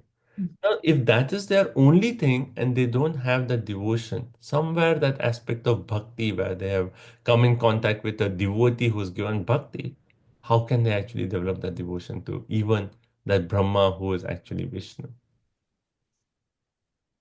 So they can see the point is even they attain Brahmalok and they are seeing Brahmaji, but still they are actually not connecting to Brahma. Like we already talked about, even Brahma is a pure devotee, they are right there, still they are not attaining pure devotion. Right? So similarly, if Krishna is there, still they are right there, but still they are not developing their devotion to Krishna. Everyone is still independent. He still can actually, unless he receives the mercy of a pure devotee, he still is on his path. So whether Brahma is a pure devotee or if the Brahma is Vishnu, is one way similar situation that they can attain that only if they have that bhakti. Right? Yes, bro, because it's so, I'm just thinking that how impossible it is to get out of this material world, in the sense Mahaprabhu said, how, that, not able to remember. So, how you said that in spite of having his direct association, so those people who are already his Sanatan Siksha, those people who are cursing Krishna, like Shishupal also attains to that same Brahman where you want to go, most of the people want to go, so what is the point, like doing all this tapasya, and then how we read in second canto, the step by step development, right? Yeah. Krama, Yes. perfection. So at the time also we came to how they came from here to then Janas, Tapas, and then Brahmaloka, and then from there, that time also we read this section, how The from second Brahma. chapter, second canto, first chapter. Right? Yeah. So there also was there. So how impossible, bro, it is to. I mean, I it's mean, see, a good point to think about that. Now we are reading that even Brahma with all these qualifications, he may not be qualified to enter this, the. not only Brahma, all the Kumaras, sages who are, you know. And then we are somehow having come in contact with Mahaprabhu. It's like this just changed, and that's why this is so rare that the demigods from higher planets are like, oh, I want to come and join ISKCON movement. They are coming to actually become Gaudiya Vaishnavas, because it is so rare. And it's nice you brought up this point because reading this, we can think about how rare gift we are getting. Not only liberation. For Gaudiya Vaishnavas, we don't even care for liberation. We are getting the Goloka Premadhan. I mean, the rarest of the rare is given to the most unqualified. And that is Mahaprabhu's special mercy. And that's why he is Mahavadanyaya. Like, we cannot imagine that mercy of Mahaprabhu to all of us. Okay. Okay, so let's continue. We'll do a few more verses and then we're going to stop soon because we're going to have a lot of seva today. So text 16. So now is 16 to 21. He's just going to continue that criticism over Sakam Karmis. How, why they are working so hard, worshipping demigods, going to Pitra Loka. What is the whole use? Right? Whole point. 16. ये त्वियासक्तमनसा कर्मसु षडयान्विताः कुर्वन्त्या प्रतिसिद्धान्ति नित्यान्यपि च कृच्छ्नशः. Translation. Persons who are too addicted to this material world execute their prescribed duties very nicely with great faith. They daily perform all such prescribed duties with attachment to the fruitive result. So basically, we have already discussed this section. And then here he starts off with ye tu. Tu means but. But those who are in this world, iha, in this world, asakta manaha. Their minds are addicted to what? Asakta, right? That means karmasa, the fruitive activities. Their mind is just attached to these fruitive activities. And then shraddhaya anvita, and with faith they are actually worshipping this demigod, worshipping, doing pitra puja, right? And kurvanti. Very nicely they are doing all these nityani, prescribed duties, aprati siddhani, with attachment to the results, right? And hence, what is their position? Krishna saha. Repeatedly, again and again, they are doing this. So this verse is very similar to the verse that we already discussed in text 2. Right? Again and again, they are doing the same thing. So again, he's coming back and criticizing these sakam karmis. Okay. Right. So we already discussed that Prabhupada and purposes. They are attached to enjoyment and material facilities. Hence, they perform sacrifice, ritualistic performance. They observe the rules and regulations in their daily life of doing so and so, ritual and worship and so on. But what is the use? Okay. Now, text 17. Rajasa kunta manasa kamatmana jitendriyaha pitrinyajantyanudinam griheshvabhiratashayaha. Hare Krishna. Such persons, impelled by the mode of passion, are full of anxieties and always aspire for sense gratification due to uncontrolled senses. They worship the forefathers and are busy day and night improving the economic conditions of their family, social, or national life. Don't we all know people like this? Rajasa, they are impelled by the mode of passion, and Kunta Manasa, and that's why they are like full of anxieties. Their mode of passion is I want to have a good house, good family, my child should go to Ivy League college, and that is their whole thing, right? And maybe they are not performing sinful activities. And then at home, they're doing Pitra Yajanti. They do worship of forefathers. Every day at home, they will do all this. But their whole aim is Abhirata Ashaya. They want to improve their economic condition. That's their whole motivation. Okay, next, text 18. Traivargikaste purusha vimukha harimedasaha kathayam kataniyoru vikramasya madhut vishaha. Text 18. Such persons are called Traivargika because they are interested in the three elevating processes. They are averse to the Supreme Personality of Godhead who can give relief to the conditioned soul. They are not interested in the Supreme Personality's pastimes, which are worth hearing because of his transcendental prowess. So here is further making the point that these personality, Purusha, Traivargika, they are interested in three elevating processes. Elevating processes. That's very interesting. Dharma, Artha, Kam.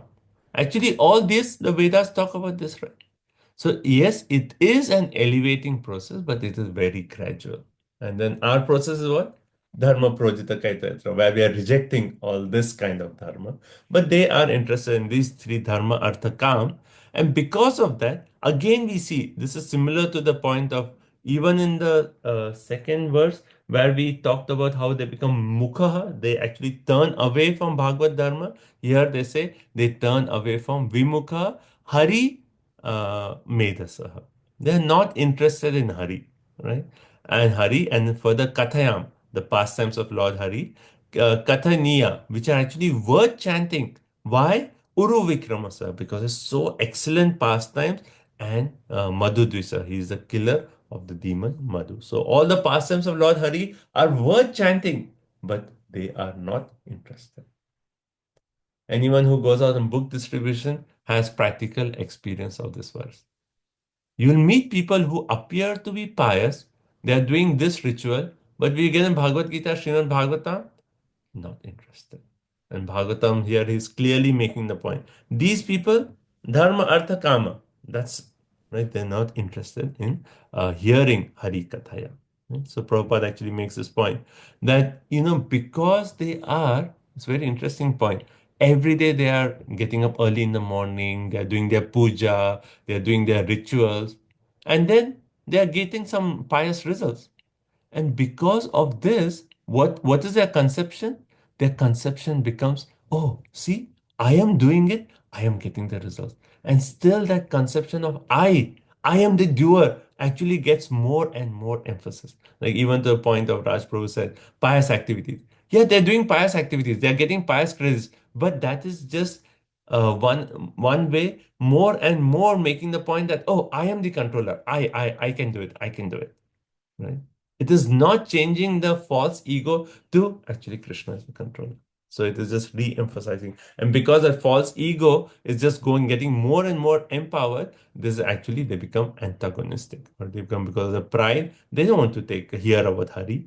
They think Krishna is all mythology. I can do puja, I will get the results. But Krishna, all that is mythology. Hence, they are not interested in Bhagavad Gita or Srimad Bhagavatam. Text 19. नूनां दैवेन विहता ये चाच्युत कथा सुधां हित्वा शृण्वन्त्य सद्गाथाः पुरीषामिव विद्भुजः. 3:30-19. Such persons are condemned by the supreme order of the Lord because they are averse to the nectar of the activities of the Supreme Personality of Godhead. They are compared to stool-eating hogs. They give up hearing the transcendental activities of the Lord and indulge in hearing of the abominable activities of materialistic persons. Hare Krishna.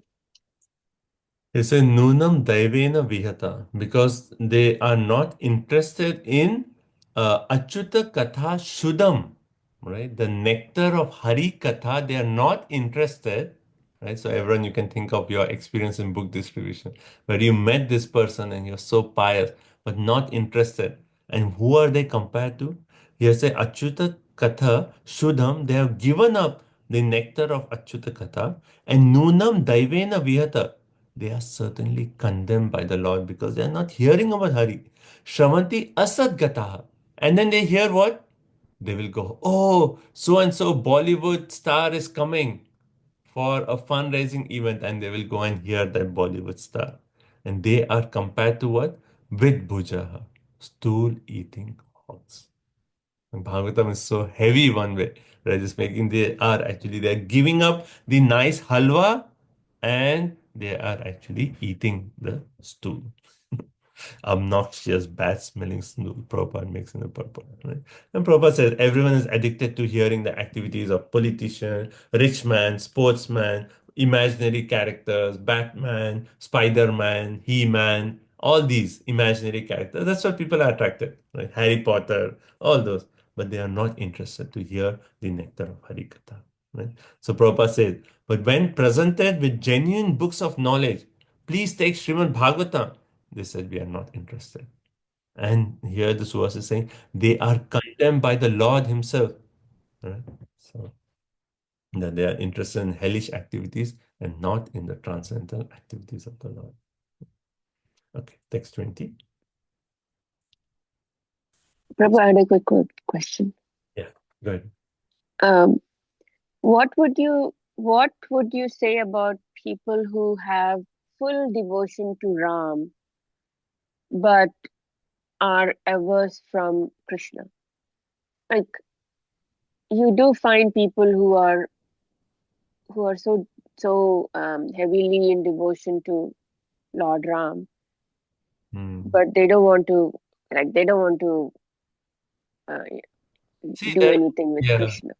So, I mean, like, I can see the point, that people are like, oh, Lord Ramchandra, Maryada Purushottam, Right. everything ideal, so we can follow him. Krishna Right. dancing with the gopis in the middle of the night, we cannot accept. Right.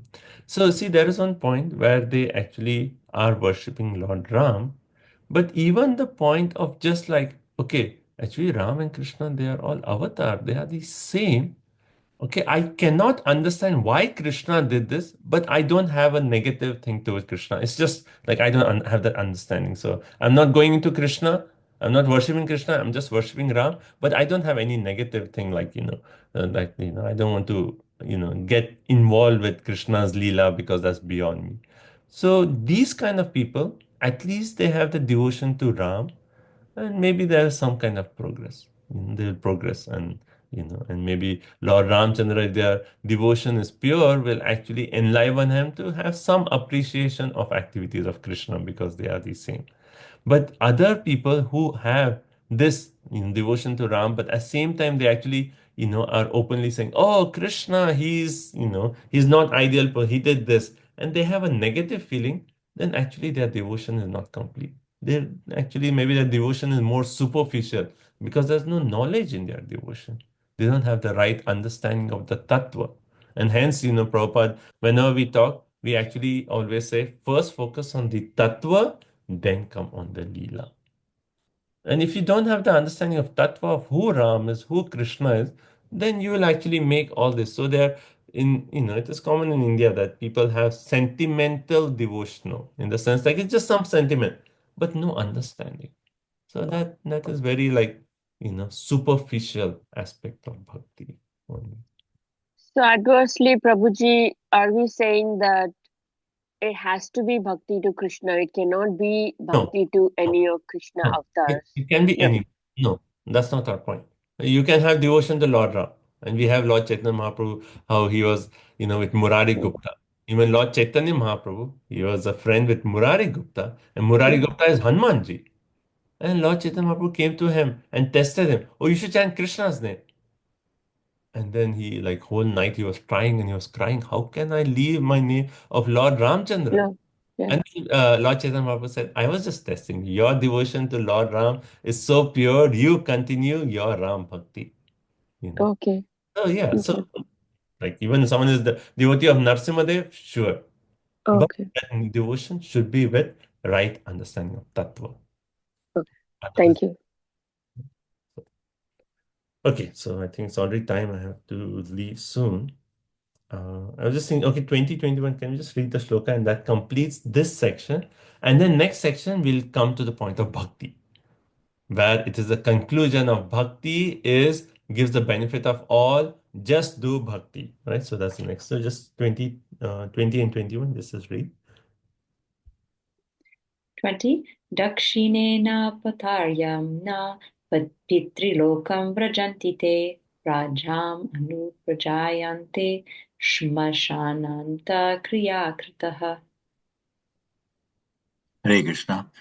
Such materialistic persons are allowed to go to the planet called Pitraloka by the southern course of the sun. But they again come back to this planet and take birth in their own families, beginning again the same fruitive activities from birth to the end of life. Right. So we talked about how Nishkam Karmi, they go through the path of the light. Here it is saying they travel through the southern course of the sun and they go to the lower. Pitraloka is very close to the hellish planetary systems. So they go downwards, they go to Pitraloka, but then they again come back. And last verse, 21. Tataste kshinak sukrita punarlokam imam sati patanti vishvashav devait sadyo vibramshito dayaha. Hare Krishna. When the results of their pious activities are exhausted, they fall down by higher arrangement and again come back to this planet. Just as any person raised to a higher position sometimes all of a sudden falls. Yeah. So they are there in Pitraloka or in Chandraloka, but Punaha Lokam Imam. They come back to this planet. And here it's particularly said, Patanti Vivashaha, helplessness. They are there in Chandralok, they are drinking Soma, and then at the moment they said, okay, bank account khali, empty. And then they are like forcefully like helplessly pushed back onto the Earth planet. And here Pati also says, suddenly, all of a sudden, by higher arrangement, they actually push back to this, back to the Earth planet. Right? So this is their destination. So we talked of Sakam, we talked of Nishkam, we talked of Hiranyagarbha. Again, Kapila Dev is criticizing Sakam. Don't focus on this Sakam. If you are averse to Harikatha, he's actually condemning them. And they said, you are just like the stool-eating hogs, and then you'll again come back. What is the use? And then next section, he'll come back and say, hence, just do bhakti. Hence, just do bhakti. So that is our next session. We'll discuss next week. I have a lot of seva today, and also seva in the kitchen, and also seva in the Prabhupada hall, setting up everything. So I request everyone if you can come early and help. That'll be really nice. Festival starts at 4 p.m. And then there's a beautiful drama today on Ramayan, which we are very eager to see. So there'll be Abhishek at 4:30, and then Mother Urmila is giving a very nice class on Ramayan. So her PowerPoints are very interesting with all sound effects and multimedia presentation. It'll be very nice. And then there's drama and then Prasad. Okay. So thank you all so much. We'll see you all in the evening. So thank you for joining. Grantara Srimad Bhagavatam ki jai, Srila Prabhupada ki jai, Vancha Kalpatarubhyasya Kripa Sindhubhyo Patitanam Pavanebhyo Vaishnavebhyo Namo Namah. Grantara Srimad Bhagavatam ki jai, Bhagwan Shri Ramachandra ki jai. Hare Krishna. Thank Hare you so Krishna. much Hare Thank Krishna. you, Tripti. Thank for you. giving us the rarest and the rarest and the rarest opportunity to the most unqualified one like me. Thank you so much. Srila Prabhupada. Thanks to Guru. So it is also Krishna Balaram's 50 years birthday. Yeah. Vrindavan.